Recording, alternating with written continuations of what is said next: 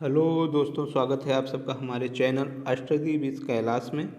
दोस्तों, सामान्य ज्ञान व अध्ययन की आज हम 25 महत्वपूर्ण प्रश्नों की बात करेंगे जो कि आने वाले सभी एग्जामों के लिए बहुत ही महत्वपूर्ण होंगे। दोस्तों, ध्यान से इन सभी प्रश्नों को पढ़िएगा।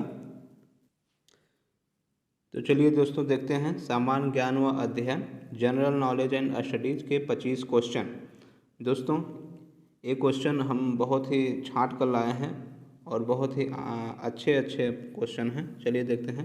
क्वेश्चन 1 है, पादप कोशिका का सबसे बड़ा कोशिकांग क्या है? लवक। इसका आंसर होगा लवक। लवक को प्लास्टिड बोला जाता है और लवक केवल पादप कोशिकाओं में पाए जाते हैं। जंतु कोशिका में लवक नहीं पाए जाते हैं।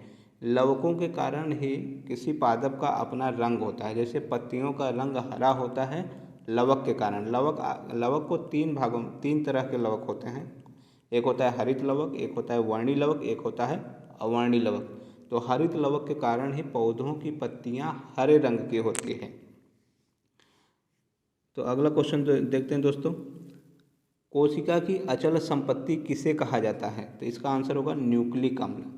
यह क्वेश्चन बहुत बार पूछा गया है दोस्तों एग्जाम में कि कोशिका की अचल संपत्ति किसे कहा जाता है? वो कहा जाता है। अगला क्वेश्चन देखिए दोस्तों, निर्वात में प्रकाश की चाल कितनी होती है? इसका आंसर होगा 3 × 10⁸ मीटर प्रति सेकेंड।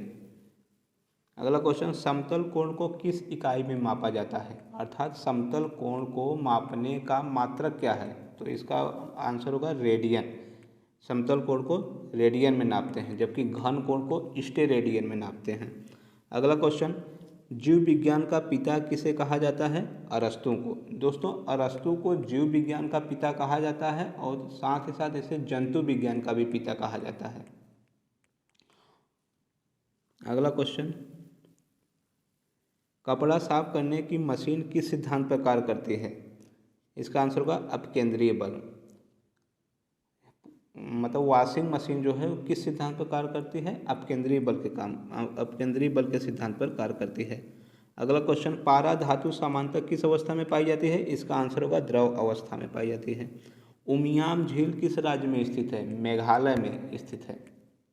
दोस्तों, अगले किसी वीडियो में हमने आपको बताया था कि मेघालय को बादलों का घर अर्थात मेघों का घर कहा जाता है और मेघालय का नामकरण SP चटर्जी द्वारा किया गया था। अगला क्वेश्चन, वित्तीय वर्ष कब से कब तक माना जाता है? 1 अप्रैल से सॉरी दोस्तों, यहाँ 31 मार्च होगा। 1 अप्रैल से 31 मार्च। अगला क्वेश्चन, मानव विकास सूचकांक किस अर्थशास्त्री द्वारा विकसित अवधारणा है? इसका आंसर होगा महबूब उल हक। अगला question, the wealth of Nations पुस्तक किस अर्थशास्त्री द्वारा लिखी गई है? इसका आंसर होगा एडम स्मिथ। भीतर गांव का मंदिर कहाँ स्थित है? अगला आंसर होगा कानपुर। अगला क्वेश्चन है, वो सर्वप्रथम वास्तविक मेहराब का प्रमाण कहाँ मिलता है? इसका आंसर होगा बलबन के मकबरे में। बलबन के मकबरे में सर्वप्रथम वास्तविक मेहराब देखने को मिलता है। अगला क्वेश्चन, मंदाकिनी आकाशगंगा की आकृति कैसी है? तो इसका आंसर होगा सर्पिलाकार।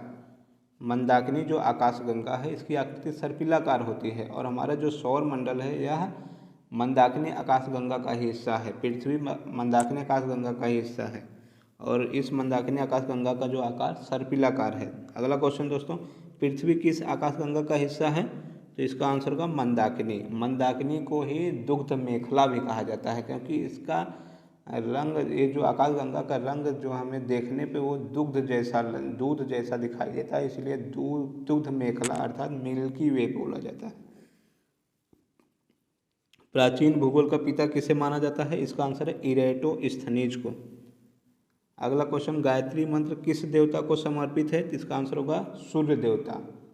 उस समय सविता भी बोला जाता है सूर्य देवता को, इसलिए गायत्री मंत्र सूर्य देवता अर्थात सविता को समर्पित था।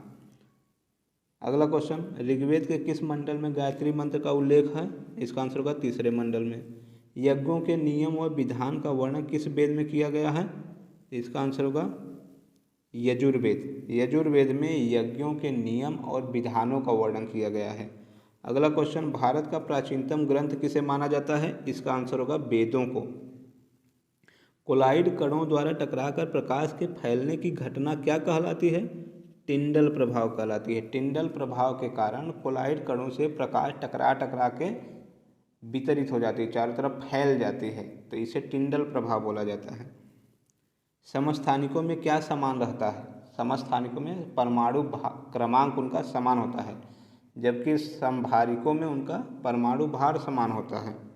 और समन्यूट्रॉनिकों में न्यूट्रॉनों की संख्या समान होती है। अगला क्वेश्चन, भारतीय संविधान का उद्देश्य प्रस्ताव किसके द्वारा प्रस्तुत किया गया था? इसका आंसर होगा जवाहरलाल नेहरू के द्वारा। संविधान सभा के गठन का विचार सबसे पहले किसने दिया था? एम.एन. राय ने दिया था कि संविधान सभा हम एक गठित करेंगे और वह संविधान सभा भारत के लिए संविधान का निर्माण करेगी। सर्वप्रथम यह विचार एम.एन. राय ने 1934 ईस्वी में दिया था।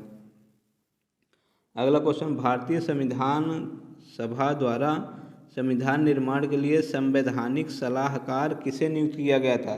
इसका आंसर होगा बी.एन. राव। बी.एन. राव का पूरा नाम था बेनेगल नरसिंह राव। इन्हें संविधान सभा का संवैधानिक सलाहकार नियुक्त किया गया था। धन्यवाद दोस्तों। आज के जो भी 25 महत्वपूर्ण प्रश्न थे सामान्य अध्ययन के वो समाप्त हुए।